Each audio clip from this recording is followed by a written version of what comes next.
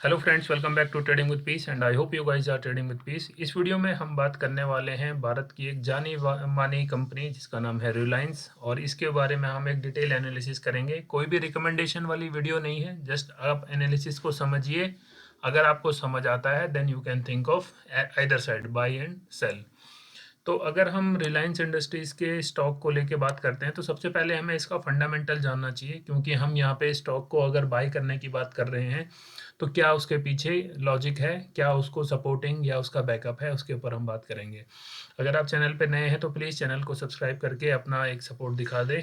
और रिलायंस इंडस्ट्रीज़, अगर आप रिलायंस इंडस्ट्रीज़ का नाम सुनते ही सबको पता है इंडिया की नंबर वन और इंडिया के टॉप रिचेस्ट आदमी की ये कंपनी है। मार्केट कैप देखोगे आप 1,63,000 के करीब इसका मार्केट कैप है, जिसमें इसकी बुक वैल्यू है 606, और अभी ऑलमोस्ट अपने बुक वैल्यू के डबल प्राइस पे स्टॉक चल रहा है। अगर हम एक क्विक स्निप में बात करते हैं तो कंपनी एक सस्टेनेबल कंपनी लगती है, जिसका मतलब प्रमोटर्स होल्डिंग भी ठीक ठाक है, book value, market cap, reserve, debt, sales growth सब कुछ समझ आता है। अगर हम इसके बिजनेस की बात करते हैं तो मुझे नहीं लगता कि किसी को रिलायंस का बिजनेस समझाने की ज़रूरत होती है, but still if you feel like, आप वीडियो को पॉज करके एक बार आप देख सकते हैं कि क्या है। ऑयल टू केमिकल में 57% रेवेन्यू आता है, रिटेल सेगमेंट से 23 आता है, डिजिटल से आता है 11%, ब्रॉडबैंड और शेयर होल्डर्स ऑफ जियो करके जो भी इसका अलग अलग, मतलब आप इसका जो कंपनी के ऊपर आप देखोगे यहाँ पे लिखा हुआ है कॉन्ग्लोमेरेट, जिसका मतलब होता है कि कंपनी बहुत जगह अपना पैसा इन्वेस्ट करके उसका सब कुछ प्रॉफिट आता है। अगर हम बात करते हैं इसके पी&एल को लेके, पी&एल आप देखोगे कंपनी का पी&एल बहुत ही स्ट्रॉन्ग है। आप इसकी बुक्स में देखोगे मार्च 2024 में भी कंपनी ने अच्छा खासा प्रॉफिट किया है, 79,000 CR का नेट प्रॉफिट है कंपनी का। क्वार्टरली अगर हम बात करते हैं तो क्वार्टरली भी अगर आप देखोगे तो कंपनी का प्रॉफिट काफ़ी अच्छा है। जून और सितंबर का जो क्वार्टर रहा उसमें आप देखोगे कि अच्छा खासा हमें प्रॉफिट ग्रोथ की साइड दिख रहा है। तो ये तो बात होगी कंपनी के फाइनेंशियल्स को लेके। फाइनेंशियल्स काफ़ी स्ट्रॉन्ग है, हम सभी को पता है कंपनी बहुत ही मजबूत हाथों में है। अगर हम इसके चार्ट को लेके बात करते हैं तो हम आ जाते हैं सीधा वीकली के ऊपर। अब यहाँ पे कई लोग कह रहे होंगे, कई लोगों का कहना है कि देखो जी, एम पैटर्न बनने की तैयारी हो चुकी है, अब यहाँ से और फॉल फॉल आएगा। कई लोग कह रहे हैं कि मार्केट में गिरावट आ चुकी है, निफ्टी क्रैश हो चुका है, तो अब क्या होगा। तो उनके लिए सबसे पहला तो हमने जो फंडामेंटल एनालिसिस किया रिलायंस की, उससे हमें विश्वास या उससे हमें सपोर्ट मिलता है कि कंपनी काफ़ी स्ट्रॉन्ग है। इट इज़ जस्ट लाइक कि एक मार्केट में हवा चली, जस्ट एक न्यू जो निफ्टी, बैंक निफ्टी, सेंसेक्स, इसकी एक न्यूज़ आई कि गिरने लगा तो एक फियर का माहौल हुआ, तो इसमें हम बोलेंगे प्रॉफिट बुकिंग आ चुकी है। क्या खरीदने की रिकमेंडेशन है? तो मैं तो कोई रिकमेंडेशन नहीं दे रहा हूँ, मैं जस्ट अपनी एक एनालिसिस बता रहा हूँ। अगर आपको समझ आता है तो यू कैन ट्रेड अकॉर्डिंगली।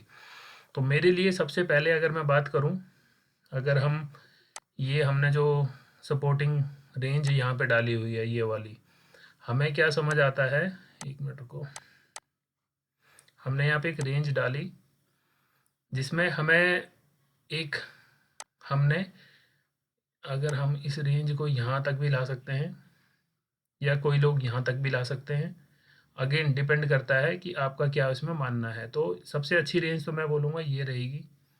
तो मैं इसको एक रेक्टेंगल के थ्रू प्लॉट करके दिखाता हूँ आपको। हमारे आगे एक ये रेंज बनी जिसमें हमने बोला कि एक यहाँ पे इसने हाई लगाया, उसके बाद यहाँ कंसोलिडेट हुआ प्राइस। सबसे पहले हम इस चीज़ को हटा ही देते हैं, चलो यहाँ पे एनालिसिस करते हैं तो काफ़ी अच्छा समझ आएगा। हमने बात की कि यहाँ से स्टॉक का प्राइस गया यहाँ पे, तो हमने कुछ नहीं, बस अब हम इस वाले जो हमने रेक्टेंगल को यहाँ पे लगाया है इसको हम एक्सटेंड कर लेते हैं अपने चार्ट पे।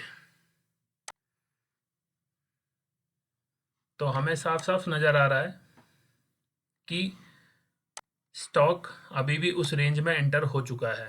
ये इसका आप मान के चलो, एक ये हमने इसका एक बीच का लेवल निकाल लिया कि यहाँ पे से एक हमारे पास रेजिस्टेंस बना, इस ग्रुप के अंदर हमें रेक्टेंगल के अंदर एक और सपोर्ट रेंज ये मिल चुकी है। तो अब बस अगर हमें अब हमारे पास सपोर्ट आ चुका है, रेजिस्टेंस आ चुका है, तो उसके अकॉर्डिंग हम इसमें ट्रेड इनिशिएट कर सकते हैं। कैसे इनिशिएट करेंगे? हम अच्छे मौके का इंतज़ार करते हैं, अच्छी कंपनियों का इंतज़ार करते हैं, तो ये एक मौका हो सकता है रिलायंस का कि आपको 2021 का प्राइस है, अगर आप बात करोगे 11/10/2021 का जो प्राइस है उस पे आज भी आपको कंपनी का शेयर मिल रहा है।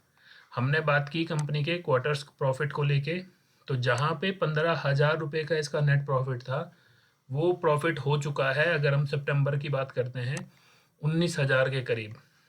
अगर हम P&L ईयर ऑन ईयर की बात करते हैं, तो 2021 में 53,000 का इनका नेट प्रॉफिट था, वो बढ़ के हो चुका है 79,000। तो क्या इस वाले वैल्यूएशन पे स्टॉक बेकार है? तो वो आपको डिसाइड करना है। तो SIP की बात करते हैं या अच्छे स्टॉक्स, फंडामेंटली गुड स्टॉक अगर हमें अच्छे मिलते हैं, तो हमें इन मौक़ों का इंतज़ार करके यहाँ पे अपना कुछ पैसा लगा के, होल्डिंग की बात कर रहा हूँ, इक्विटी की बात कर रहा हूँ, इंट्राडे फ्यूचर ऑप्शन में कोई रिकमेंड नहीं कर रहा हूँ, बट यस, इस रेंज पे जैसे आपको स्टॉक मिले धीरे धीरे, तो आप थोड़ा थोड़ा इसमें इन्वेस्टमेंट करके लॉन्गर टाइम फ्रेम के लिए अपने पास एक पोर्टफोलियो में रख सकते हैं। तो आपकी क्या राय है रिलायंस को लेके? आप ज़रूर कमेंट्स में बताइए, उसके अकॉर्डिंग हम आगे बात करेंगे। Thank you.